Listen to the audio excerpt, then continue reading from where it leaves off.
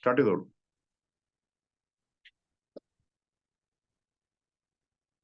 നമസ്തേ, double barrel പ്രേക്ഷകർക്ക് സ്വാഗതം. ഞങ്ങൾ ഈ പരിപാടി തിങ്കൾ മുതൽ വെള്ളി വരെയാണ് ഞങ്ങൾ റെക്കോർഡ് ചെയ്തിട്ട് അവതരിപ്പിക്കാൻ ഉദ്ദേശിക്കുന്നത്. അങ്ങനെയാണ് ചെയ്തതും കഴിഞ്ഞ ആഴ്ച. വെള്ളിയാഴ്ച രാത്രി പക്ഷേ ഞങ്ങൾ റെക്കോർഡ് ചെയ്ത സെഗ്മെന്റ് ഒരു സാങ്കേതിക പ്രശ്നം കാരണം അത് സ്ക്രാപ്പ് ചെയ്യേണ്ടി വന്നു.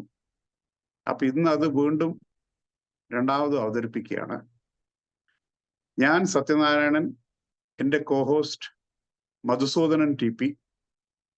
പ്രേക്ഷകർക്ക് ഞങ്ങളുടെ വീഡിയോ ഇഷ്ടപ്പെടുന്നുണ്ട് എന്ന് വിശ്വസിക്കട്ടെ. ഞങ്ങളുടെ വീഡിയോകൾ ലൈക്ക് ചെയ്യുക, ഷെയർ ചെയ്യുക, ഞങ്ങളുടെ ചാനൽ സബ്സ്ക്രൈബ് ചെയ്യുക. നമസ്തേ മധുസൂദനൻ. നമസ്തേ. നമസ്തേ. അപ്പൊ അന്ന് വേർത്തതൊക്കെ വെറുതെ ആയിപ്പോയി. സാങ്കേതികമായി അപ്പൊ അതേ സ്ഥലത്ത് നമുക്ക് തിരിച്ചു വരികയാണ്. അതായത് കോഴിക്കോട് ബീച്ച് റോഡിലെ നമ്മളെ ബീച്ച് ആസ്പത്രിയുടെ മുമ്പില്. അതെ, ആയിക്കോട്ടെ. നമുക്ക് ബീച്ച് ആസ്പത്രിയുടെ മുമ്പിൽ നിങ്ങൾ ഇങ്ങനെ ഇത്രയും നടന്നതുകൊണ്ട് ഒരു ചെറിയൊരു ഇരുത്തവും ഒരു സൊറയൊക്കെ ആവാന്നായിരിക്കുന്നു. എന്ത് പറയുന്നു? ഓക്കെ. 10-35 മിനിറ്റ് കഴിഞ്ഞ ദിവസം നടന്നതാണല്ലോ അല്ലേ? നടന്നതിന്റെ ക്ഷീണം ഒന്ന് തീർക്കാൻ കുറച്ച് കാറ്റ് കൊള്ളും. BP ഇമ്പ്രൂവ് ആയിട്ടുണ്ട്, വെയിറ്റ് കുറഞ്ഞിട്ടുണ്ട്, അല്ലെങ്കിൽ വെയിറ്റ് കുറയാൻ തുടങ്ങിയിട്ടുണ്ട്. ബീച്ചിന്റെ പിന്നെ കാറ്റ് കൊണ്ട് കുറച്ചു നേരം ഇരിക്കാലോ അല്ലേ? അതെ. വർഷങ്ങൾക്ക് ശേഷം ഇരുത്തല്ലേ. അന്നും കാറ്റാടി മരങ്ങൾ അവിടെ ഉണ്ടായിരുന്നോ? അതോ കാറ്റാടി മരങ്ങൾ ഇല്ലാത്തൊരു ആദ്യല്ലായിരുന്നു, പിന്നെയാണ് അത് പിന്നെ ആ സാധനം പിടിപ്പിച്ചത് അല്ലേ? മരം പിടിപ്പിച്ചതൊക്കെ പിന്നെയാണ്, ആദ്യം ഉണ്ടായിരുന്നില്ല. ആദ്യം അതങ്ങനെ ഉണ്ടായിരുന്നില്ല. കുറച്ച് വെള്ളം ഇങ്ങനെ ഇടക്ക് കടലെടുത്ത് വരാൻ തുടങ്ങിയതിന് ശേഷം അവിടെ മണലിന്റെ ഒക്കെ നഷ്ടം ഉണ്ടാവേണ്ടതില്ല എന്തോ ആണ് അത് പിന്നെ മരമൊക്കെ ഇതാക്കി പിന്നെ അതിനൊരു മൂടി പിടിപ്പിച്ചത്. ആ മരം പിടിപ്പിച്ചതിന് ശേഷം കുറെ അലമ്പായിരുന്നു ശരിക്കും, ചെറിയ മരങ്ങൾ അല്ലേ? കോഴിക്കോടൻ ഭാഷ. ഏതായാലും നമുക്ക് ഇരിക്കുക, നമ്മളെ പഴയ ഇതിലേക്ക് ഇങ്ങനെ പോകാം. അപ്പൊ നമ്മൾ അന്ന് അങ്ങനെ ബീച്ച് ഹോസ്പിറ്റലിന്റെ അവിടം വരെയാണ് എത്തിയിരുന്നത് അല്ലേ? ബീച്ച് ഹോസ്പിറ്റലിന്റെ അവിടം വരെ ഇങ്ങനെ എത്തി. ബീച്ച് ഹോസ്പിറ്റലൊക്കെ കണ്ട്, നഴ്സിംഗ് കോളേജ്, അപ്പൊ കോളേജിന്റെ കുറെ കഥയൊക്കെ ഇങ്ങനെ എന്തൊക്കെയോ നമ്മളിങ്ങനെ അന്ന് പറഞ്ഞിരുന്നു. അങ്ങനെ അവിടെ ഞാൻ പറഞ്ഞില്ല, അഖിൽരാജ് എന്റെ ഫ്രണ്ടിന്റെ അമ്മ അവിടുത്തെ സൂപ്രണ്ടൊക്കെ ആയിരുന്നു. അപ്പൊ ഞാൻ അങ്ങനെ പോകാറുണ്ടായിരുന്നു. നഴ്സിംഗ് സൂപ്രണ്ട് അവരെ മകളെ ഭർത്താവ് നമ്മളെ കോഴിക്കോട് അസിസ്റ്റന്റ് കമ്മീഷണർ ആയിട്ടൊക്കെ ഉണ്ടായതോ. പിന്നെ അങ്ങനെയൊക്കെ നമ്മള് നല്ല ബന്ധം ഉണ്ടായിരുന്നു അവിടെ. അപ്പൊ അതിന്റെ മുന്നിൽ തന്നെയാണ് ഇങ്ങനെ ഇരിക്കല്. ഇരുന്ന് പല കാഴ്ചകൾ ഇങ്ങനെ കാണാലോ. പല പഞ്ചാര കുഞ്ചുകൾ ഇങ്ങനെ അങ്ങോട്ടും ഇങ്ങോട്ടും പോയി കളിക്കുന്നൊക്കെ കാണാൻ പറ്റുന്ന ഒരു തരമായ സീറ്റ് കിട്ടാനും ബുദ്ധിമുട്ടാണ്. പിന്നെ ഇന്നത്തെ മാതിരി നമുക്ക് ടിവിയും മൊബൈലും ഒന്നും ഇല്ലാത്തതിനെ കൊണ്ട് ആകെ ഇതൊക്കെ ഉള്ളല്ലോ ഒരു ടൈം പാസ്. നമുക്ക് ഇങ്ങനെ ആഘോഷമായിട്ട് കാണാൻ പറ്റുന്ന സംഗതി ഇതൊക്കെയല്ലോ ഉള്ളൂ. അപ്പൊ അന്ന് എല്ലാവരും വൈകുന്നേരം അവിടെ എത്തുന്നു, ഘോഷമാക്കുന്നു അല്ലേ? അതിന്റെ തൊട്ടടുത്ത് തന്നെ നമുക്കൊരു ലൈറ്റ് ഹൗസ് അല്ലേ? ലൈറ്റ് ഹൗസ് കുറച്ചങ്ങോട്ടായിട്ട് ലൈറ്റ് ഹൗസ് ഉണ്ടായിരുന്നു. ജംഗ്ഷൻ കഴിഞ്ഞാൽ ലൈറ്റ് ഹൗസ്. പിന്നെ അത് കഴിഞ്ഞാല് ലൈറ്റ് ഹൗസ് കൂടെ അവിടെ കസ്റ്റംസിന്റെ ഓഫീസ്, അവിടെ ഒരു പ്രത്യേക സാധനം, ഒരു റെയിലൊക്കെ ഉണ്ടായിരുന്നു. മഞ്ച് മറ്റേ എന്താണ് അതിനെന്താ പറയാ, മഞ്ചോ തോണി, വലിയ കപ്പല് കോഴിക്കോട് അടുക്കൂലോ. അതുകൊണ്ട് എത്ര നോട്ടിക്കൽ മൈൽസ് അപ്പുറം അവിടെ മറ്റേ നങ്കൂരിട്ടിട്ട് പിന്നെ ഇവിടുന്ന് വഞ്ചിയിൽ പോയിട്ടാണ് സാധനങ്ങൾ കൊണ്ടുവന്നുകൊണ്ടിരുന്നത്. എന്നിട്ട് അത് ഈ കടൽപ്പാലത്തിലേക്ക് കയറ്റി അങ്ങനെ നേരെ അവിടുന്ന് ഉന്തിയിട്ടാണ് ഈ റെയിൽ കടത്തി കൊണ്ടുപോകുന്നത്, നേരെ കസ്റ്റംസ് ഗോഡൌണിലേക്ക്. അങ്ങനെയായിരുന്നു അന്നത്തെ സിസ്റ്റം. കുറെ കാലം അന്ന് ഇടയ്ക്ക് അറബികളൊക്കെ വരുമായിരുന്നു അവിടെ. ഇടയ്ക്ക് കടപ്പുറത്തും അവിടെയൊക്കെ കുറെ അറബികളൊക്കെ പ്രത്യക്ഷപ്പെടും കച്ചവടമായിട്ട് ബന്ധപ്പെട്ട്. പിടിച്ച സാധനങ്ങൾ അവിടെ വിൽപ്പനയൊക്കെ ഉണ്ടാവാറുണ്ട്. ഉണ്ടായിരുന്നു. ഓപ്ഷൻ ഉണ്ടായിരുന്നു. പിന്നെ എന്താ പറയാ, ഒരു വളരെ ഒരു ചെറിയ റേറ്റിന് കുറെ സാധനങ്ങൾ. അതിനുവേണ്ടി ഭയങ്കര ക്യൂ ഒക്കെ ആയിരിക്കും. അതെ, ആൾക്കാർ ഈ വിവരം കിട്ടിക്കഴിഞ്ഞാല്. അതെ, പക്ഷെ എന്താ വെച്ചാല് ആസ് ഇസ് പെർ കണ്ടീഷനാണ്. കാരണം എടുത്തു കൊണ്ടുപോകുന്നതോടുകൂടി കസ്റ്റംസിന്റെ ബാധ്യത കഴിഞ്ഞു. അത് നടക്കുന്നതാണോ നടക്കാത്തതാണോ, വർക്കിംഗ് കണ്ടീഷനിലാണോ അല്ലെന്നൊന്നും അവർക്ക് ഭാരമില്ല. നമ്മളെ റിസ്കിൽ നമ്മൾ വാങ്ങിക്കൊണ്ടേക്കോളാം.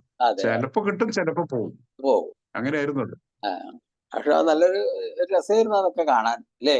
പിന്നെ അതിന്റെ തൊട്ടടുത്ത് ഒരു വലിയൊരു സാധനം ഉണ്ടായിരുന്നല്ലോ, ഒരു 5-6 തൂണൊക്കെ ആയിട്ട് വലിയൊരു ബിൽഡിങ്, ഒരു ഗോഡൌൺ ഉണ്ടായിരുന്നു, അതിലെ ഷെഡോ, ഒരു വലിയ ഷെഡോ. അത് വലിയ ഗോഡൌൺ ആണിത്. കസ്റ്റംസിന്റെ ഭയങ്കര ഗോഡൌൺ ആണ്. അവരുടെ ഓഫീസ് ഉണ്ടായിരുന്നു. അല്ല, പിന്നെ അതുപോലെ തന്നെ കസ്റ്റംസിന്റെ ബീച്ചിന്റെ സൈഡിൽ ബീച്ചിന്റെ സൈഡിൽ കടൽപ്പാലം ഉണ്ടായിരുന്നു. പിന്നെ വേറെന്താ ഉണ്ടായിരുന്നു? അല്ല, ബീച്ചിന്റെ സൈഡിൽ പിന്നെ നിങ്ങൾ പറഞ്ഞ ആ ബിൽഡിംഗ് ആണോ പോർട്ട് ഓഫീസേഴ്സ് ബംഗ്ലോ? അല്ല, ബംഗ്ലാ അതല്ല, അത് സിനിമ അല്ല, അതൊന്നും നമ്മൾ പറയേണ്ട ഒരു സംഗതിയാണ്. പോർട്ട് ഓഫീസേഴ്സ് ബംഗ്ലോ ഒരു ഭയങ്കര ഒരു രാജകീയ സ്റ്റൈല. പഴയ ബ്രിട്ടീഷ് രീതിയിൽ മുഴുവൻ ബീച്ച് ഫേസിംഗ് സൈഡ് മുഴുവൻ ഗ്ലാസ് ആണ്. അതിലെ ഫസ്റ്റ് ഫ്ലോറിൽ നിന്ന് നോക്കിക്കഴിഞ്ഞാൽ കടലിന്റെ മനോഹരമായിട്ടുള്ള വ്യൂ ആണ്. അവിടെയല്ലേ സിനിമ ഷൂട്ടിംഗ് ഒക്കെ ഉണ്ടാവാറുണ്ട് എന്ന് തോന്നുന്നു. അങ്ങനെ എന്തോ ഒരു ഷൂട്ടിംഗ് ഒക്കെ നടക്കുന്ന ഒരു ഓർമ്മ അങ്ങനെ പോകുന്നു. സെൻട്രൽ ഗവൺമെന്റ് പ്രോപ്പർട്ടി ആണ്. അതുകൊണ്ട് അങ്ങനെ ഷൂട്ടിങ്ങിനൊക്കെ കൊടുക്കുമെന്ന് അറിയില്ല. പക്ഷെ ഏതോ 1-2 സിനിമ അവിടെ വെച്ച് ഷൂട്ട് ചെയ്ത ഒരു സിനിമ സിനിമ അവിടെ തന്നെയായിരുന്നു. കടപ്പുറം അവിടെ ബീച്ച് റോഡ് തന്നെയായിരുന്നു ഷൂട്ടിങ്. അതിൽ തന്നെയാണെന്ന് തോന്നുന്നു. നമ്മുടെ മരിച്ചുപോയ കൃഷ്ണൻ നായരായിരുന്നു അതിന്റെ director. Jayakumar, K Jayakumar IAS Kozhikode collector. അതെ. അപ്പോ അദ്ദേഹത്തിന്റെ അച്ഛനായിരുന്നു അതിന്റെ ഡയറക്ഷൻ. പിന്നെ വിധുബാലയായിരുന്നു കാര്യപ്പെട്ട ഒരു റോള്. പിന്നെ വേറെ എല്ലാരും ഉണ്ടായിരുന്നു. അന്നത്തെ വലിയ വലിയ നടന്മാരൊക്കെ ഉണ്ടായിരുന്നു. അപ്പൊ അങ്ങനെ ഒരു പോർട്ട് ഓഫീസേഴ്സ് ബംഗ്ലോ. ശരിക്കും ഓർമ്മയില്ല കേട്ടോ. ശരിക്കും ഓർമ്മയില്ല. കാര്യപ്പെട്ട എല്ലാരും ഉണ്ടായിരുന്നു. പഴയ നമ്മളെ എക്സോസിസ്റ്റ് ഒമൻ എന്നൊക്കെ പറയുന്ന സിനിമ ഉണ്ടായിട്ടില്ലേ, അതിന്റെ ആയിരിക്കും inspired by so many films ആയിരിക്കും. അങ്ങനെയാണ് നമുക്ക് ഇവരൊക്കെ ആയിരുന്നല്ലോ അതിന്റെ ആൾക്കാര്. അതെ അതെ നല്ല രസമില്ലായിരുന്നു. പിന്നെ അത് കഴിഞ്ഞിട്ട് പിന്നെ ഒരു വളവുണ്ട് ഇങ്ങനെ. ആ വളവിലായിരുന്നു എന്റെ ഒരു ഇതുണ്ടായിരുന്നു, കേറ്ററിംഗ് സർവീസ് പരിപാടി ഉണ്ടായിരുന്നു. കേറ്ററിംഗ് അല്ല, മറ്റേ സഞ്ചരിക്കുന്ന ഹോട്ടല്, മൊബൈൽ. അത് ആ സമയത്ത് ഞാനൊന്ന് നടത്തിയിരുന്നു. സ്നാക്കി പാക്കി എന്നിട്ട് ഒരു സാധനം. പേരിലൊക്കെ ഉഷാറൊന്നും കുറച്ചിട്ടില്ലായിരുന്നു. പക്ഷെ സാധനം കോഴിക്കോട്ടുകാർ അങ്ങനെ അംഗീകരിച്ചിട്ടില്ല, പിന്നെ സ്വീകരിച്ചിട്ടില്ല. അതിൻ്റെതാണ്. പിന്നെ അതേമാതിരി ഐറ്റംസ് അന്നത്തെ സമയത്ത് ഐറ്റംസ് സ്നാക്സ് ഒക്കെ ഉണ്ടാകുമായിരുന്നു. പിന്നെ അതുകൂടാണ്ട് ചൈനീസ് ഐറ്റംസ് ഒക്കെ ഉണ്ടായിരുന്നു. ചൈനീസ് ഐറ്റംസ് ഒക്കെ ഉണ്ടായിരുന്നു. അന്ന് നമുക്കൊരു ആ കുക്കിന്റെ പേരെന്നെ എന്താ അറിയോ? പാമ്പ് വേലായുധൻ. വിളിക്കുക അതാണ് പാമ്പ് വേലായുധൻ എന്നാ വിളിക്കുക. കാരണം മൂപ്പര് ഫുൾ ടൈം പാമ്പ് വേലായുധൻ ശരിക്കുള്ള പാമ്പ് വേലായുധൻ ആവുന്നതിന് മുമ്പ് നിങ്ങളെ കുക്കായിരുന്നു, അതോ അതിന് ശേഷം കുക്കായോ? ഇയാള് നമ്മളെ ഇതില്ലേ CDയിൽ വർക്ക് ചെയ്യുന്ന ഒരാള്, CDയിൽ ഇയാൾക്ക് ജോലി. പക്ഷെ ഇയാൾ എപ്പോഴും പാമ്പാണ്, അടിച്ച് പാമ്പാ. അങ്ങനെ പാമ്പ് വേലായുധൻ. പക്ഷെ ഭയങ്കര ഒരു നമ്മളെ മെഡിക്കൽ കോളേജ് മെഡിക്കൽ കോളേജ് ആള് മരിച്ചു. നമ്മളെ മെഡിക്കൽ കോളേജ് കഴിഞ്ഞിട്ട് കാരന്തൂര് അല്ല, എന്താ പറയാ, കുറ്റിക്കാട്ടൂര് അങ്ങോട്ടുണ്ടല്ലോ, അവിടെയായിരുന്നു. ഇയാളെ കണ്ടു കിട്ടണമെങ്കിൽ വലിയൊരു പ്രശ്നമാണ്. പക്ഷെ എന്താ സംഗതി അറിയോ, ഭയങ്കര കോഴിക്കോടിലെ വലിയ വലിയ ബിഗ് ഷോട്ട്സ് ആൾക്കാർ മുഴുവൻ ഞങ്ങളെ വണ്ടിയിൽ തെരഞ്ഞെടുത്തു വേലായുധനുണ്ടോ എന്ന് ചോദിച്ചിട്ട്. വേലായുധനെ കൊണ്ട് പല വേലായുധനെ കൊണ്ട് ഉണ്ടായി. ഇപ്പൊ വേലായുധനോട് പെട്ടെന്നൊരു ചിക്കൻ കട്ട്ലറ്റ് പറഞ്ഞാല് ഞാൻ പറയും ചിക്കൻ കട്ട്ലറ്റ് ഇല്ലാന്ന് പറയും. ഇന്ന് ചിക്കൻ കട്ട്ലറ്റ് ഇല്ലാന്നൊക്കെ പറയും. നമ്മക്കറിയാലോ ഈ സാധനം ഇപ്പൊ ഉണ്ടാക്കുന്നത്. നിങ്ങളെന്തിനാ ഇല്ലാന്ന് പറഞ്ഞ സാധനം ഉണ്ട് പറയും. അപ്പൊ തന്നെ വേറൊന്നിന് വെച്ച കോഴി എടുത്തിട്ട് നടത്തിട്ട് 30 റസ്ക് പൊടി 4 അടി അടിച്ച് സാധനമായി. സാധനം കട്ട്ലറ്റ് കൊടുത്ത് നല്ല സൂപ്പർ ടേസ്റ്റ് ആയിരിക്കും. ഭയങ്കര ഒരു കയ്പൊന്നുമില്ല, വല്ലാത്തൊരു കുക്ക് ചെയ്യുന്നത്. പാവം അതിങ്ങനെ അടിച്ചടിച്ച് പാമ്പായി അയാളങ്ങനെ തീർന്നു പോയി. അങ്ങനെ അങ്ങനെ അവിടെ ഒരു വാഹനം അന്ന് നിർത്തിയിട്ടായിരുന്നു. നിർത്തിയിട്ടിട്ട് കച്ചവടമൊക്കെ ഉണ്ടായിരുന്നു. അത് ഭയങ്കര രസമാണ്. വേണമെങ്കിൽ നമുക്ക് അതൊരു പിന്നെ ഇതായിട്ട് തന്നെ ആൾക്കാർ സ്കോപ്പ് ഉണ്ട്. കാരണം അതിന്റെ കാരണം ലൈസൻസ് ഒരു പ്രാവശ്യം അത് പറഞ്ഞിട്ടുണ്ടായിരുന്നു, അതിന്റെ ലൈസൻസിന് വേണ്ടി ഓടിയതൊക്കെ. അത് കോഴിക്കോട് കോർപ്പറേഷൻ, നമുക്ക് വേറെ ഫുൾ എപ്പിസോഡ് ചെയ്യാം. അതെ, കോഴിക്കോട് കോർപ്പറേഷനിൽ അവർക്ക് അറിയില്ല ഇതിനെങ്ങനെയാ പെർമിഷൻ തരികയെന്നില്ലത്. ഞാനാണ് അതിന്റെ നിയമം ഉണ്ടാക്കി കൊടുത്തത്. കാരണം ഇത് അവർക്ക് അറിയില്ല എന്ത് ചെയ്യണമെന്ന്. പോലീസിന് അറിയില്ല എന്ത് ചെയ്യണം, ഇതിന് എവിടെ നിർത്താൻ, എങ്ങനെ പെർമിഷൻ കൊടുക്കുന്നു പോലീസിന് അറിയില്ല, ഇവർക്കറിയില്ല. ഫയർ, അങ്ങനെ എല്ലാവരും പെർമിഷൻ എടുത്തിട്ട് ഇങ്ങനെ ഒരു സാധനം ഉണ്ടാക്കാൻ ഞാൻ പെട്ട പാട്. അത് നമുക്ക് ഒരു ദിവസം വേറെ പറയാം. ഇതിനിടെ സാധനം അവിടെ ഉണ്ടായിരുന്നു, ഞാൻ അങ്ങനെ കച്ചവടം ചെയ്തിരുന്നു എന്ന് പഴയ ആ ഒരു ചിന്തയിലൂടെ അങ്ങനെ പോകാം. പിന്നെ അത് കഴിഞ്ഞാൽ പിന്നെ നമ്മൾ ഇരിക്കുന്നത് ഇതിലാ. ശരിക്കും ഞങ്ങൾ ഇരിക്കാന്ന് പറഞ്ഞ സ്ഥലത്ത് നമ്മൾ ഇരിക്കലില്ല. അന്ന് ഞങ്ങൾ ഇരിക്കുന്ന ആ ലയൺസ് പാർക്കിന്റെ പാർക്കിന്റെ ഗേറ്റ് ഉണ്ടല്ലോ, ആദ്യത്തെ ലയൺസ് പാർക്ക് അല്ല, രണ്ടാമത്തെ ഒരു ചെറുതിന് വേണ്ടിയിട്ട് ഒരു സാധനം ഉണ്ടാക്കി, അതിന്റെ ഗേറ്റ് ആയിരുന്നു ഞങ്ങൾ ഇരിക്കല്. അത് ഭയങ്കര അതിന്റെ ഉള്ളിലായിരുന്നല്ലോ പഴയ റോക്കറ്റിന്റെ മേലേക്ക് നമ്മൾ ഇങ്ങനെ കയറി.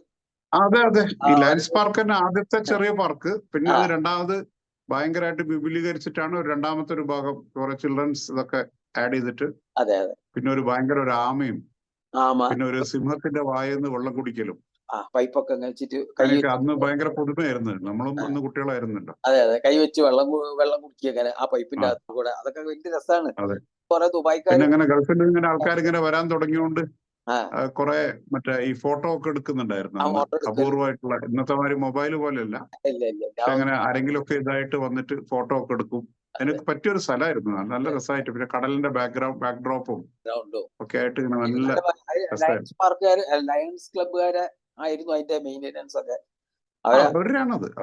അവരാണ് നടത്തുന്നത്. അങ്ങനെയാണല്ലോ അതിന്റെ ലയൺസ് ക്ലബ്ബ് എന്നൊരു പേര്. അല്ല, അത് ശരിക്കും അതൊരു ഭയങ്കര സംഭവമായിരുന്നു ശരിക്കും. കുട്ടികൾക്കൊക്കെ കളിക്കാൻ ഒരു ഭയങ്കര ഇതായിരുന്നു. പിന്നെ ആ റോക്കറ്റ് പോലത്തെ അതിലിങ്ങനെ ഒരു ഭയങ്കര ഒരു സർക്കുലർ കോണി, അത് കേറിയിട്ട് വേണം മുകളിൽ പോയിട്ട് താഴോട്ട് ഉരസാൻ. പിന്നെ ചില വിദ്വാന്മാര് താഴെ നിന്ന് മേലോട്ട് അത് കൂടെ കയറാൻ നോക്കും. അപ്പൊ അവര് തമ്മിൽ ചെറിയൊരു സംഘർഷമൊക്കെ ഉണ്ടാവും. പിന്നെ ഇത് നടക്കായിരുന്നു, പല പെണ്ണ് കാണലും കല്യാണം ഒക്കെ നടക്കുന്ന ഒരു സ്ഥലമായിരുന്നു അത്. ശരി, അവിടുന്നൊക്കെ കണ്ടുമുട്ടലും നടക്കുന്ന ഒരു സ്ഥലമായിരുന്നു. അതിന്റെ സ്ഥലമൊക്കെയായിരുന്നു. അങ്ങനെ ഒരു പിന്നെ വൈകാരികമായ ബന്ധമുള്ള ഒരു സ്ഥലമായിരുന്നു പല ആൾക്കും. എന്നാൽ ഞങ്ങൾ അതിന്റെ മുന്നിൽ ആ ഗേറ്റിന്റെ സൈഡിൽ ഇരുന്ന് ഇരിക്കുക. അന്ന് ഞങ്ങൾക്ക് കുറെ കുടുംബങ്ങളൊക്കെ ഉണ്ടായിരുന്നു അവിടെ ലൈനായിട്ട് വന്നിരിക്കുന്നത്. ഞങ്ങൾ തമ്മിൽ അങ്ങോട്ടും ഇങ്ങോട്ടും കാണും. അത് കണ്ടിട്ടില്ലെങ്കിൽ ഞങ്ങൾ അങ്ങോട്ട് ചോദിക്കും, അല്ല കഴിഞ്ഞ ആഴ്ച കണ്ടിട്ടില്ല, എവിടെ പോയത്, അല്ല ഞങ്ങൾക്ക് കല്യാണം ഒക്കെ പറഞ്ഞ് സംസാരിക്കുന്ന പല ഒരു ബന്ധങ്ങളിലെ ഒരു ഭയങ്കര രസമായിരുന്നു. ഞങ്ങളുടെ ഒരു 3-4 സുഹൃത്തുക്കൾ സ്ഥിരമായിട്ടുണ്ടാവും. അത് നമ്മളെ പഴയ വിദ്യാഭ്യാസ കാലഘട്ടത്തിൽ ഇല്ല ആൾക്കാരല്ല. അത് കൂടാതെ ഫ്രണ്ട്സ് ഉണ്ട്, ഒരു അമീദ്, ലത്തീഫ്, ഇങ്ങനെയൊക്കെ ആയിട്ട് ഒരു 3-4 ആൾക്കാരുണ്ട്, ഒരു ബഷീർ. അങ്ങനെ ഞങ്ങളെല്ലാരും കൂടിയാണ്. അതിലൊരു നല്ല രസമുള്ള ഒരു കഥയും ഉണ്ട്. ഞങ്ങളിങ്ങനെ ഇരിക്കുമ്പോ പിന്നെ ഒരാളിങ്ങനെ നടന്നു വന്നൊരു പുസ്തകമൊക്കെ ആയിട്ട് വന്നിട്ട് ചോദിച്ചു, എന്താണ് ഈ കഥ? ഞാൻ ഇന്ന് കഥയല്ല വരിക, ഇന്നിത് വലിയ പ്രശ്നമായി. കാരണം പിന്നെ തൊട്ടതൊക്കെ വർഗീയതയാണല്ലോ, പണ്ടത്തെ വരുന്ന കഥയല്ലല്ലോ. അപ്പൊ ഞങ്ങളിങ്ങനെ അവിടെ പിന്നെ ഗംഭീരമായിട്ട്, അല്ല ഞങ്ങളിങ്ങനെ തമാശയൊക്കെ പറഞ്ഞിരിക്കുകയാണ്. അപ്പൊ ഇയാള് ഒരു പുസ്തകമൊക്കെ ആയിട്ട് ഇങ്ങനെ വന്ന് അല്ല, എനിക്കൊരു കാര്യം പറയാണ്ട്, സംസാരിക്കാണ്ടായിരുന്നു. ആയിക്കോട്ടെ, സംസാരിക്കാലോ, വരി ഇരിക്കുന്ന പറഞ്ഞ് ഇരുന്നപ്പോ ഇയാള് പറഞ്ഞു, നിങ്ങളെ പേരെന്താ?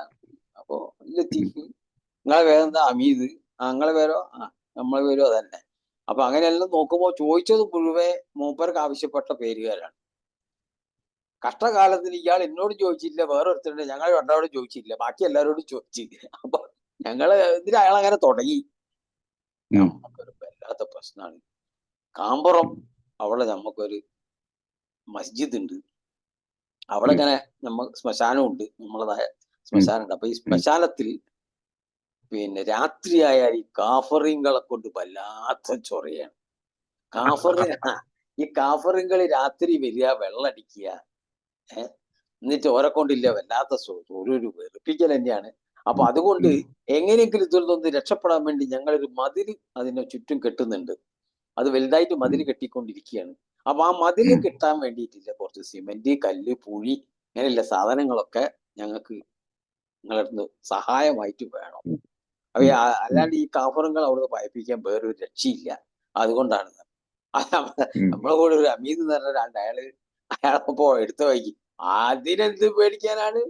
ഇവിടെ ഇല്ലേ 2 ഉഷാറായിട്ട് ആൾക്കാരില്ലേ, അതാ മധു എന്ന് പറഞ്ഞ ആളുണ്ട്, അയാളൊക്കെ ചെയ്തു തരുന്നതാണ്.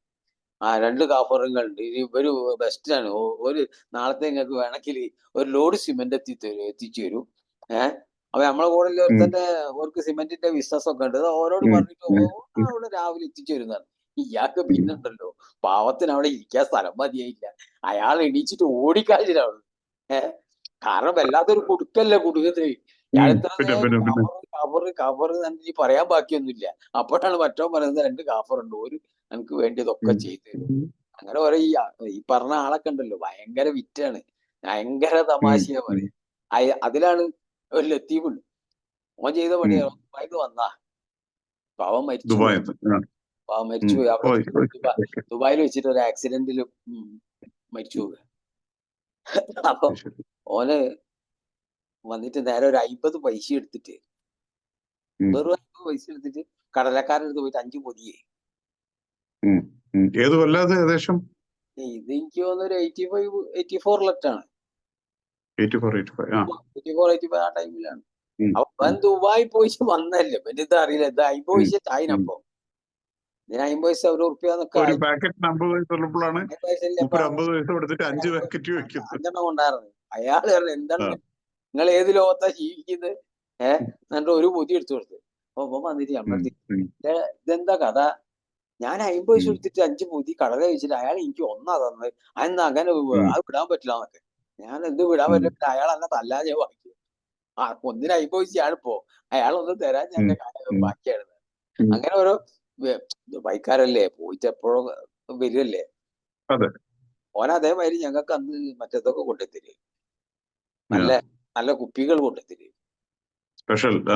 സ്പെഷ്യലായിട്ട് ഫോൺ ചെയ്ത് വിളിച്ചിട്ട് നമുക്ക് എന്താ വേണ്ട വെച്ചിട്ട് അതിങ്ങനെ കോച്ചൊക്കെ കഴിക്കാന്ന് പറഞ്ഞിട്ടുണ്ടെങ്കിൽ വലിയ ഗമയല്ലേ, കാണാൻ പറ്റാത്ത വരെ സാധനമാണ്. അപ്പൊ അങ്ങനെ കൊണ്ടുത്തരും. അങ്ങനെ ഞങ്ങളൊരു മെജസ്റ്റിക് സാധനങ്ങൾ ഇങ്ങനെ അടിച്ചിങ്ങനെ വലിയ രാജാക്കന്മാരായിട്ട് ഇങ്ങനെ ഇരിക്കും. അങ്ങനെ ഒരു പ്രാവശ്യം മറ്റേതൊക്കെ കൊണ്ടുതന്നെ.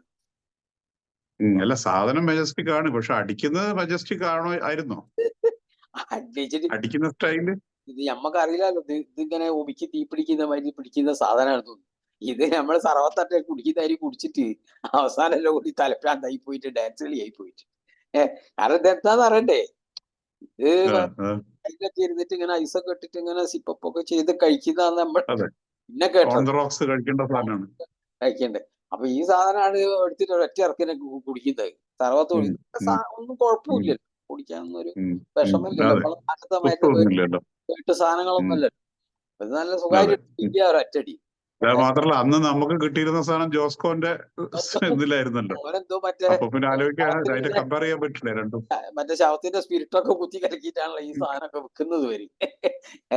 അന്നത്തെ കാലഘട്ടമല്ലേ. അത് എല്ലാരും വാങ്ങിയിട്ട് ഇങ്ങനെ വലിയ എന്തോ സാധനം അടിക്കുന്ന കാലഘട്ടമല്ലേ. അല്ല, ജോസ്കോനെ പറഞ്ഞപ്പോ എനിക്കൊരു ഓർമ്മ വരികയാണ്. എന്റെ ഒരു അമ്മാവൻ മണ്ണാർക്കാട് വക്കീലായിരുന്നു. അപ്പൊ മൂപ്പര് കോഴിക്കോട് വരുമ്പോ മൂപ്പര് അവിടുന്ന് മറ്റേ ജോലി തിരക്കൊക്കെ ഇല്ലാണ്ട് ഇവിടെ ഒന്ന് റിലാക്സ് ചെയ്യുന്നല്ല. അപ്പൊ എനിക്കാണ് സൈക്കിൾ എടുത്ത് പോയിട്ട് കുപ്പി വാങ്ങിക്കൊണ്ടിരണം. അപ്പൊ മൂപ്പര് ഒരു പൈന്റ് അല്ലെങ്കിൽ ഫുള്ള് ഏതാണെങ്കിലും, അപ്പൊ മൂപ്പര് എനിക്കൊരു കാര്യം പഠിപ്പിച്ചു തന്നു. ജോസ്കോ എന്നാണ് വാങ്ങുന്നത് വെച്ചാല് അവിടെ ചെന്നിട്ട് അവരെ മുമ്പിൽ അപ്പൊ തന്നെ ഒന്ന് തുറക്കുന്ന മാതിരി ഇതാക്കുക. തുറന്നിട്ട് അങ്ങനെ കടന്ന് തിരിയുകയാണെങ്കിൽ, അതായത് ഇത് അങ്ങനെ തുറന്നു വരികയാണ് എന്നുണ്ടെങ്കിൽ അത് ഡ്യൂപ്ലിക്കേറ്റ് ആണ്. തുറക്കാൻ ബുദ്ധിമുട്ടുള്ളതാണെങ്കിൽ ഒന്നും മിണ്ടണ്ട, എടുത്തിട്ട് വന്നു. ഇത് അങ്ങനെ തുറക്കണേ അവരോട് പറയാല് ഇതെന്തോ കുഴപ്പമുണ്ടല്ലോ എന്ന് പറഞ്ഞിട്ട് അവരൊന്നും ചോദിക്കില്ല, അപ്പൊ തന്നെ അവർ ശരിക്കുള്ള സാധനം തരുന്നു. അങ്ങനെയായിരുന്നു. അങ്ങനെ ഒരു സംഭവം ഉണ്ടായിരുന്നു. മൂപ്പർ അങ്ങനെ, അത് കറക്റ്റ് ആയിരുന്നു കേട്ടോ, കറക്റ്റ് ആയിരുന്നു. ആ സ്മെല്ലിന്റെ വ്യത്യാസം നമുക്കറിയാം. ഇത് മറ്റേ ചാരായത്തിൽ കളർ ചേർത്തുന്ന സാധനമായിരുന്നു. ഇത് മറ്റേത് കമ്പനി സാധനം. അന്നത്തെ രാജാക്കന്മാരല്ലേ, ലിക്കർ രാജാക്കന്മാരല്ലേ. പിന്നെ അതെ, അന്ന് മറ്റേ ബീവറേജ് ഒന്നും ഇല്ലല്ലോ. നാട്ടുകാരെ കുടിപ്പിച്ച് കൊന്നിട്ട് പൈസ ഉണ്ടാക്കുകയാണല്ലോ. ഇവരൊക്കെ സ്ഥിതി അങ്ങനെയല്ലേ. നടക്കാവിലൊരു വലിയൊരു വീട് തന്നെയായിരുന്നു ഇത് പാക്ക് ചെയ്യുന്നത്. നമ്മളെ സ്കൂളിൽ പഠിച്ച ഒരുത്തൻ അവിടെ ജോലി ചെയ്തിട്ടുണ്ട്. അവന്റെ പേര് എനിക്കിപ്പോ അവന്റെ പേര് ഓർമ്മ കഴിയുന്നില്ല. പാക്ക് ചെയ്യുന്നതെന്ന് പറഞ്ഞാൽ നിങ്ങൾ പറയുന്നത് ഡ്യൂപ്ലിക്കേറ്റ് സ്റ്റഫാ ഉണ്ടാക്കിയിട്ട്? അല്ല, ചാരായം ഉണ്ടല്ലോ, ഗോഡൌണിലെടുത്ത് ചാരായത്തിന്റെ ഒക്കെ വിഷയമല്ല, അങ്ങനെ എന്തോ ഗോഡൌൺ ആണ് അവിടെ. പിന്നെ ഒരു നല്ല ശതമാനം മറ്റേ ഇത് ഇവർ ഈ ചാരായത്തിന് കളർ ചേർത്തിട്ട് അത് വെക്കും, ബാക്കിയുള്ളത് മറ്റേ ഷെൽഫുള്ളത് വെക്കും. അന്നൊക്കെ പിന്നെ അങ്ങനെയായിരുന്നു പരിപാടി. വലിയ വിവരമൊന്നും ഇല്ലല്ലോ, എന്തൊക്കെയോ നടക്കുന്നുണ്ടെന്ന് അറിയാന്നല്ലാണ്ട് വേറെ ഒന്നും അറിയില്ല. നമ്മളെ കോളേജിലെ ഒരു മാഷായിരുന്നു ഇതിനെ ഒരു സമരം ചെയ്തത് ഓർമ്മയുണ്ടോ? രവീന്ദ്രൻ, ആ പ്രൊഫസർ രവി, മലയാളത്തിന്റെ ആയിരുന്നല്ലോ. മദ്യ നിരോധന ഒരു സമിതിയൊക്കെ ഉണ്ടാക്കിയിട്ട് വലിയ സമരമൊക്കെ, അത് പിന്നെ വലിയ പ്രശ്നമൊക്കെ ഉണ്ടാക്കിയ ആളാണ് അയാൾ. അതിന് വേണ്ടിയിട്ട് കുറെ ഫൈറ്റ് ചെയ്ത ആളാണ്. പഴയ കഥകളാണ്. അപ്പൊ ഈ ബീച്ചിലെങ്ങനെ തിരിച്ചു പോവുക, അങ്ങനെ പിന്നെ ലത്തീഫ് ഇങ്ങനെ പിന്നെ നമ്മള് ഫോറിന്ന് വിളിച്ചു ചോദിക്കും, ഇങ്ങോട്ട് വരുമ്പോ എനിക്ക് എന്താ വേണ്ടത്, ഏത് സാധനം വേണ്ടത്. അപ്പൊ നമുക്ക് ഇങ്ങനെ സ്ഥിരം സാധനമെല്ലാം ഉണ്ടാവുമല്ലോ, scotch, black label, red label. അങ്ങനെ ഞാൻ ഒരു പ്രാവശ്യം പറഞ്ഞു പോലെ ഇതൊന്ന് മാറ്റി പിടിച്ചു കൊടുത്തത്, ഏതെങ്കിലും വേറൊന്നും കിട്ടാനില്ലേ, ഈ പണ്ടാരം തന്നെ ഉള്ളൂ എന്ന് ചോദിച്ചപ്പോ ഉണ്ടല്ലോ, നിങ്ങൾ പറയിട്ടില്ലേ, എന്നാ ഏതൊക്കെ ഒന്ന് വാങ്ങിക്കൊണ്ടാ. അപ്പോഴാണ് പുള്ളി ഒരു റമ്മ് വാങ്ങിക്കൊണ്ട്, നേവി ബ്ലൂ എന്നോ നേവി കട്ട് എന്നോ അങ്ങനെ എന്തോ അതിന്റെ പേര്, നല്ല ഒരു റോയൽ ബ്ലൂ ഒരു ബോട്ടിലാ, നല്ല രസകരമായിട്ടൊരു ബോട്ടിൽ. അത് കുപ്പിന്റെ നിറം ഒരു ഇതാണ്, ബ്ലൂ ആണ്, ബ്ലൂ കളർ. അതൊക്കെ ഒരു സാധനം തന്നെയാട്ടോ. അത് നമ്മൾ അതും ഇതേമാതിരി തന്നെ മറ്റേ നമ്മളെ ഇതിങ്ങനെ കഴിച്ചിട്ട് അവസാനം തിരുമേട് കിട്ടാണ്ടായി പോകുന്ന ലക്ഷണത്തിലേക്കാണ് നമ്മൾ പോവുക. അങ്ങനെ ഈ കടപ്പുറത്തിന്റെ അങ്ങനെ ഇരുന്നു കൊണ്ട് കടപ്പുറത്തിന്റെ ആ ഒരു എന്താ പറയണ്ടേ, ഇങ്ങനെ ഓരോ കഥകൾ ഉണ്ടായിരുന്നു പണ്ട് കാലത്ത്. പിന്നെ നമ്മളെ കടപ്പുറത്തെ പറ്റി പറയുകയാണെങ്കിൽ എന്തൊക്കെയാണെങ്കിലും അതിന്റെ നേരെ മുമ്പിൽ ആസ്പിൻ വാൾ അല്ലേ? അത് ഈ പറഞ്ഞ മാതിരി കുറെ സ്ഥലം. അത് തിരുവനന്തപുരം രാജകൊട്ടാരമായിട്ട് എന്താ ബന്ധമില്ല? അറിയില്ല കേട്ടോ, ശരിക്കും അറിയില്ല. ആസ്പിൻ വാൾ പിന്നീട് അവർക്ക് കൊച്ചിയിലും ഇതിനേക്കാളും വലിയൊരു ഓപ്പറേഷൻ ഉണ്ടായിരുന്നു. അത് നമ്മൾ തിരുവനന്തപുരം കൽവെത്തി എന്ന് പറഞ്ഞ സ്ഥലത്തായിരുന്നു അവരുടെ. ഞാന് അത് പറയാൻ കഴിഞ്ഞ ദിവസം ഇപ്പുറത്തെ രാജാവ് ഉണ്ടല്ലോ, ചെറിയ ആള്, പിന്നെ രാജാവോ അല്ലെങ്കിൽ ഇപ്പോഴത്തെ തമ്പുരാട്ടിന്റെ മകൻ അതിനെ പറ്റിയിട്ട് ഇങ്ങനെ എന്തോന്ന് പറയുമ്പോ കൊച്ചിയിലില്ലേ ആസ്പിൻ വാളിന്റെ അവിടെ പോയി, അവിടുന്ന് ഒരു മരത്തിന്റെ മേലെ കയറി, ആ മരത്തിന്റെ മേലത്തെ താഴത്തെ അവിടെ അതിന്റെ തൊട്ടടുത്തൊരു സ്വിമ്മിംഗ് പൂൾ ഉണ്ട്, ആ സ്വിമ്മിംഗ് പൂളിലേക്ക് വീഴാം എന്നൊക്കെ പറഞ്ഞ ഒരു ചെറുപ്പകാലത്തെ കഥയൊക്കെ പറഞ്ഞു. അപ്പൊ എനിക്കൊരു സംശയം തോന്നി, ആസ്പിൻ വാൾ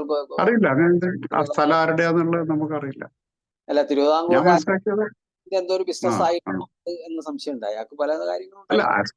ശരിക്കും ഒരു ഇംഗ്ലീഷ് കമ്പനിയാണ്. ഇന്ത്യൻസ് നടത്തുകയായിരുന്നു. അത് വളങ്ങൾ ഇതാണല്ലോ അല്ലെ, പെസ്റ്റിസൈഡ്സ് അല്ലേ അവർക്ക് ആസ്പിൻ വാൾ? അവർക്ക് കുറെ പ്രോഡക്ട്സ് ഉണ്ട്, ഈ ആഗ്രോ റിലേറ്റഡ് എന്തൊക്കെയോ ഉണ്ട്. അതിൽ ഈ പറഞ്ഞ പെസ്റ്റിസൈഡ്സ് ഒക്കെ കാണുമായിരിക്കും ഒരു പക്ഷേ. അങ്ങനെ എന്തൊക്കെയോ കൊച്ചിയിൽ കൽവെത്തി എന്ന് പറഞ്ഞ സ്ഥലത്താണ് അവരുടെ വലിയൊരു സംഭവം ഉണ്ടായിരുന്നത്. അതിന്റെ അടുത്ത് തന്നെയായിരുന്നു ഇന്ത്യൻ എക്സ്പ്രസിന്റെ ഓഫീസും ആ കാലത്ത്. പിന്നെയാണ് കലൂറിലെ ടവറിലേക്ക്, എക്സ്പ്രസ് ടവറിലേക്ക് വന്നത്. പിന്നെ അത് പിന്നെ ആസ്പിൻ വാൾ കഴിഞ്ഞ പിന്നെ ഒരു വീട് വരുന്ന സാധനം ഉണ്ട്.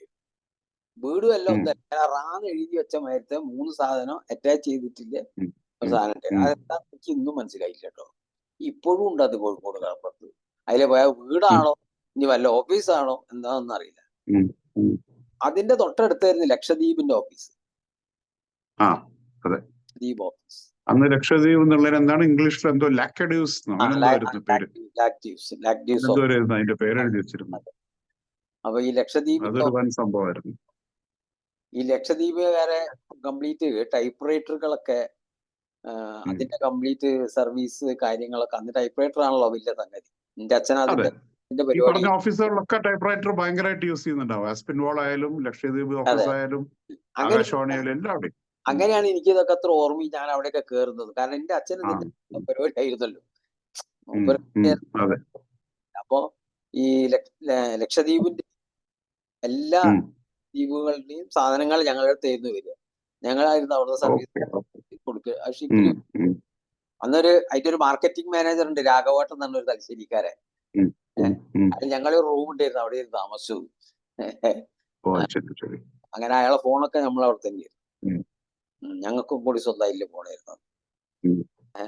പിന്നെ അതുപോലെ തന്നെ ഈ മറ്റേ സലീം പോത്തൻ എന്ന് പറഞ്ഞ വലിയൊരു എസ്റ്റേറ്റ് അയാളതാണ് ആ ബിൽഡിംഗ്. ഓഫീസ് ബിൽഡിംഗ് അയാളതാണ്. ലക്ഷദ്വീപുകാർക്ക് അവിടെ കൊടുത്തു എന്നേ ഉള്ളൂ, വാടകയ്ക്ക് കൊടുത്തായിരുന്നു. അത് വാടക കൊടുത്ത അയാൾക്ക് പിന്നെ ഒന്നും നോക്കാനില്ലല്ലോ, അങ്ങനത്തെയാണല്ലോ. അപ്പൊ കൊടുത്തായിരിക്കണം. അത് വലിയൊരു ബിൽഡിംഗ് ആണ്, വലിയൊരു സ്ഥലമാണ്. അതിന്റെ ഉള്ളിൽ വലിയ ബാക്കിൽ അതിന്റെ ഇലക്ട്രിസിറ്റിന്റെ KCB ബോർഡിന്റെ സ്ഥലത്തുന്നവരെ ഒക്കെ ആയിട്ട് ഭയങ്കര വലിയ സ്ഥലമാണ് അത്. പിന്നെ അത് കഴിഞ്ഞാൽ രസം വെച്ചാ ഈ ബിൽഡിങ്സ് ഒക്കെ ഭയങ്കര സ്പിക്ക് ആൻഡ് സ്പാൻ നീറ്റ് ആവുമ്പോ അത് കഴിഞ്ഞിട്ട് ആ ഇലക്ട്രിസിറ്റി ബോർഡിന്റെ സ്ഥലം എത്തിക്കഴിഞ്ഞാല് പിന്നെ ഭയങ്കര കഷ്ടമായിരുന്നു. കണ്ട പേടി പോകും. ഒരു മാർഗവിധിയിലെ പൈറ്റാവും അത്.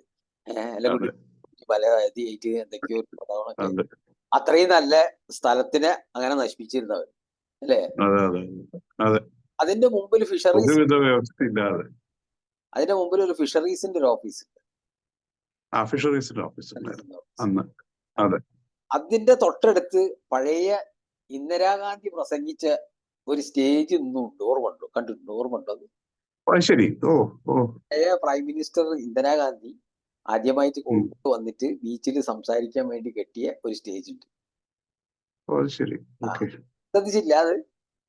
ഈ ലക്ഷദ്വീപ് ഓഫീസിന്റെ ഒക്കെ നേരെ മുമ്പിൽ ഇങ്ങനെ അങ്ങനെ ഇറങ്ങിയിട്ട് പിന്നെ ഒരു വലിയ സ്റ്റേജാ അന്ന്. അവർക്ക് മാത്രം നിന്ന് സംസാരിക്കാൻ, അല്ലാണ്ട് വലിയ സ്റ്റേജല്ല. ഇങ്ങനെ സ്റ്റെപ്പ് കയറിയിട്ട് മുകളിലേക്ക് പോയിട്ട് അന്നത്തെ ഒരു കലാപരമായിട്ട് ഉണ്ടാക്കിയതാണ്. അത് കുറെ വർഷങ്ങളോളം ഇപ്പോഴുണ്ടോന്ന് എനിക്കറിയില്ല, ഒരുപാട് വർഷങ്ങളോളം അത് അവിടെ തന്നെ ഉണ്ടായിരുന്നു. അവിടെ ഡോക്ടർ ജിന്റെയും എൻഡവറിന്റെ ഒക്കെ ഫോട്ടോ ആയിരുന്നു പിന്നെ വരച്ചു വെച്ചത് അതിന്റെ താഴത്ത്. ഇതിന്റെ പിന്നെ മെയിൻ ആയില്ലേ ഡോക്ടർ ജിന്റെയും സ്ഥാപക ആൾക്കാരായ ഡോക്ടർ ജിന്റെയും എൻഡവറിന്റെ ഒക്കെ ഫോട്ടോ ആയിരുന്നു പിന്നെ അതിന്റെ മേലെ ഉണ്ടായിരുന്നു. അത് ഒരുപാട് വർഷം അങ്ങനെ തന്നെ ഉണ്ടായിരുന്നു, ഒരുപാട് കാലങ്ങൾ അങ്ങനെ തന്നെ അത് ഉണ്ടായിരുന്നു.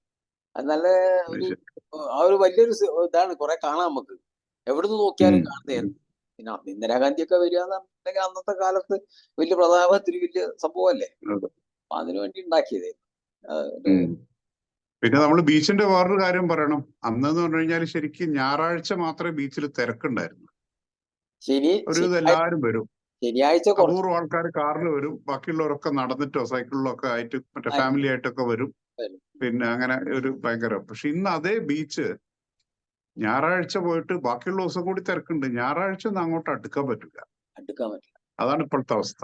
ഞാൻ ഒരു ദിവസം പോയി. എനിക്ക് തോന്നുന്നു കോഴിക്കോട്ടുകാർക്ക് ബീച്ചിൽ പോകണമെങ്കിൽ പലരും ഇപ്പൊ വെസ്റ്റിൽ ആ സൈഡിലൊക്കെ ഉള്ള ബീച്ചിലേക്കൊക്കെ പോകുന്നത്, ഇങ്ങോട്ട് വരുന്നില്ല. അവിടെ അത്യാവശ്യം കുറച്ചൊരു പ്രൈവസി ഒക്കെ കിട്ടുള്ളൂ, കുറച്ചൊരു തിരക്ക് കുറഞ്ഞൊരു സ്ഥലം. ഈ സ്ഥലം കംപ്ലീറ്റ് ഇതായിരിക്കാണ്. അവിടെ സെൽഫി പോയിന്റും മറ്റൊക്കെ വന്നിട്ട് ഒരു രക്ഷയില്ലാത്ത തിരക്കല്ലേ. ഒരു രക്ഷയില്ല തിരക്കല്ല, ഭയങ്കര തന്നെ. അത് എന്താണ്, എവിടുന്ന് എത്ര ആൾക്കാർ കോഴിക്കോട് ഉണ്ടോ എന്ന് തോന്നിപ്പോ. അങ്ങനെയില്ല, അല്ല കോഴിക്കോട് പുറത്തുള്ള ആൾക്കാരാണ്, വാഹനങ്ങളിൽ ആണ് വരുന്നത്. വാഹനങ്ങൾ കുത്തി നിറച്ചിട്ട് വരികയാണ് ഇങ്ങോട്ട്. നമ്മള് മറ്റേ ഇതിന് മുമ്പുള്ള എപ്പിസോഡിൽ പറഞ്ഞോന്ന് എനിക്ക് ഓർമ്മയില്ല, പക്ഷെ അതുകൂടി ഒന്ന് പറയണം എന്ന് വിചാരിച്ചു. കാരണം അന്ന് ശരിക്കും ബീച്ച് ഈ മറ്റേ തിങ്കളാഴ്ച മുതൽ ശനിയാഴ്ച വരെ ശരിക്കും നല്ല രസമായിരുന്നു. അധികം ആളൊന്നും ഉണ്ടാവില്ല, പിന്നെ എല്ലാവർക്കും അങ്ങോട്ടും ഇങ്ങോട്ടും അറിയാം. നല്ലൊരു എക്സ്പീരിയൻസ് ഉണ്ടാവുമല്ലോ അവിടെ തന്നെ. പിന്നെ നമ്മള് പിന്നെ 500 മീറ്ററിലുള്ളൂ അവിടുന്ന്, അത്രയും കൂടി ഇല്ല, അതിന്റെ അടുത്തല്ലേ. പിന്നെ മാത്രമല്ല അവിടെ ഓരോ ഗ്രൂപ്പായിട്ട് ഇങ്ങനെ ആൾക്കാർ ഇരിക്കുന്നത്. വൈകുന്നേരം ഏതെങ്കിലും ഒരാളായി മറ്റേ ഇപ്പൊ വരും, ഇയാള് മറ്റേ ഇവിടുന്ന് ജോലി കഴിഞ്ഞ് പോവും, അങ്ങനെ ഒരു ഇതുണ്ടായിരുന്നു. എല്ലാവർക്കും തമ്പാമ്പിൽ അങ്ങോട്ടും ഇങ്ങോട്ടും നല്ല പിന്നെ ബന്ധങ്ങളായിരുന്നു. ഈ കാണുന്ന ആൾക്കാരൊക്കെ എല്ലാവർക്കും അങ്ങോട്ടും ഇങ്ങോട്ടും ബന്ധങ്ങൾ ഉണ്ടാവുമായിരുന്നു. ഈ ബന്ധമൊന്നുമില്ല അല്ലേ. പിന്നെ അന്ന് മാത്രമല്ല, അന്ന് രാവിലെ ബീച്ചിൽ പോകുന്ന ഒരു ഗ്രൂപ്പ് ഉണ്ടായിരുന്നു. ഈ മറ്റേ ഒന്ന് വെച്ചാല് ഈ മറ്റേ മീൻ മേടിക്കാൻ ചിലർക്ക് അവിടെ ബീച്ചിൽ പോയിട്ട് അവിടെ നേരിട്ട് അവിടുന്ന് മേടിച്ചാലേ സമാധാനമുള്ളൂ. കിട്ടുകയും ചെയ്യരുത്. അതിപ്പോ മഴക്കാലത്താണെങ്കിൽ ഇപ്പൊ മറ്റേ മീൻ കിട്ടിയില്ലെങ്കിൽ മീനിന്റെ തല അന്വേഷിച്ചിട്ട് പോകുന്ന ആൾക്കാരുണ്ട്. അതെ. പിന്നെ ഈ മറ്റേ ഏതെങ്കിലും മുക്കോമാരൊക്കെ ചിലപ്പോ ഈ മറ്റേ ചൂണ്ടയിട്ടിട്ട് പിടിച്ച മീൻ വെക്കുന്നുണ്ടാവും. അത് കിട്ടിയാലും മതി. കാരണം ആ ഒരു മീനിന്റെ ഒരു മണല്ലാണ്ട് ചോറിറങ്ങാത്ത ആൾക്കാരുണ്ടായിരുന്നു. നമ്മളെ കടൽപ്പാലുണ്ടായിരുന്നു ഈ കസ്റ്റംസ് ഓഫ്. ആ കടൽ ഏറ്റവും തറ്റത്ത് അവിടെ പോയിരുന്നിട്ട് പിന്നെ മീൻ പിടിക്കുന്ന കുറെ ആൾക്കാരുണ്ട്. പിന്നെ ആ സമയത്ത് തന്നെ കടലിലെ കുറച്ചിറങ്ങി പോയിട്ട് വലയിട്ടിട്ട് കുറച്ച് പഠിക്കുന്നുണ്ട്. അതൊക്കെ ഈ മഴക്കാലത്ത് കാണാം നമുക്ക്. എനിക്ക് പരിചയമില്ല ആൾക്കാരുണ്ട്. കാരണം ഓരൊക്കെ പിന്നെ അയാൾക്ക് ഇപ്പോഴും അളകാവൂരിയിൽ വർക്ക് ചെയ്യുന്നുണ്ട്, കോഴിക്കോട് അളകാവൂരിൽ. ഓരൊക്കെ എന്താ ചെയ്യാ, ഒരു സൈഡിൽ നിന്ന് എനിക്ക് തന്നിട്ടുണ്ട് മീന്. ഓരോരുത്തരിലെ ചില ഇതുണ്ടല്ലോ, പാർട്ടി ബന്ധങ്ങളൊക്കെ എല്ലാവരും കൊണ്ട് വാങ്ങിയിട്ടുണ്ട്, കഴിച്ചിട്ടുണ്ട് ഞാൻ. അത് നല്ല പിന്നെ ഒരു വെക്കും നല്ലൊരു വിലക്ക് ഒരു 4 ദിവസം. അതുപോലെ തന്നെ അത്യാവശ്യം മറ്റേ കല്ലുമക്കായും പറക്കാൻ പറ്റിയിരുന്നു അല്ലേ അവിടെ? മറ്റേ എലത്തൂരത്തെ പോലെ ഇല്ല, പക്ഷെ എന്നാലും അതെ ഇവിടെ ഇല്ലായിരുന്നു അല്ലേ? ഇവിടെ തീരല്ല. അല്ല, എനിക്കെന്തോ ചെറിയൊരു ഓർമ്മ അങ്ങനെ. എലത്തൂർ ഓഫ് കോഴ്സ് അതിന്റെ സ്ഥലം ആണ്. പറഞ്ഞിട്ടുണ്ടെങ്കിൽ ബീച്ചിന്റെ ഇവിടം വരെ നിർത്തണം നമ്മള്. കാരണം വെച്ചാല് അവിടുന്ന് അങ്ങോട്ടൊക്കെ അന്ന് പിന്നെ കാണാൻ പറ്റാത്ത ബീച്ചാണ്.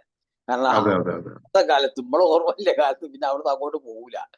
പോയിട്ടുണ്ടെങ്കിൽ ചിലപ്പോൾ എന്താ കേൾക്കാന്ന് പറയാൻ പറ്റൂല, അങ്ങനത്തെ സ്ഥലമായി. അവിടെ ആ മൂലയിൽ ഒരു ഹോട്ടൽ ഉണ്ട്, ഓർമ്മ ഉണ്ടോ? ചാകരൻ ദിവസം പൊറാട്ടയൊക്കെ എത്തുന്ന പൊറാട്ടത്തിനെ കൊണ്ടാണ് കയ്യൊക്കെ തുടക്കുക. പൈസ പിന്നെ ചാകര സിഗരറ്റൊക്കെ അന്ന് വലിക്കൂല. വലിച്ചിട്ട് അവരുടെ റോസ് കളർ ഒരു ടെർലിൻ ഷർട്ട് ഉണ്ട്, ഓർമ്മ? റോസ് കളർ ഷർട്ട്, അതിന് പച്ച കർച്ചീഫൊക്കെ വെക്കാൻ. എന്നിട്ട് ചായയും മറ്റേ പൊറാട്ടയും കഴിച്ച്, പൊറാട്ടയും ബീഫും മറ്റേ ഇതൊക്കെ ഉണ്ടാവുമല്ലോ, അതൊക്കെയാണ് കഴിക്കുക. അതൊക്കെ കഴിച്ചിട്ട് മീൻകറിയൊക്കെ കൂട്ടിയിട്ട് അടിക്കുക ഹോട്ടലിൽ. അത് കഴിച്ച് കഴിഞ്ഞിട്ട് പൊറാട്ട വാങ്ങിയിട്ട് ടവല. അതായത് ചാകര വന്നാൽ 4 ദിവസം വരെ പിടിച്ചാൽ കിട്ടൂല. അപ്പൊ അവിടെ വരെ നമുക്ക് പോവാൻ പറ്റൂല. ആ ഹോട്ടൽ കഴിഞ്ഞിട്ട് പിന്നെ ചിലപ്പോ നമുക്കും ഇന്ന് അതുവരെ പോകാൻ പറ്റുള്ളൂ. കാരണം നമ്മുടെ സമയം ഇവിടെ അവസാനിക്കുകയാണ്. 5 മിനിറ്റ് കൊണ്ട്. ഇത് നല്ല രസമുള്ള ഒരു ഇതായിരുന്നു. അതായത് കടപ്പുറത്തിന്റെ ഒരു ചെറിയൊരു ഭാഗം നമ്മൾ ബാക്കി വെച്ചിരുന്നത് നമ്മളത് കംപ്ലീറ്റ് ചെയ്തു.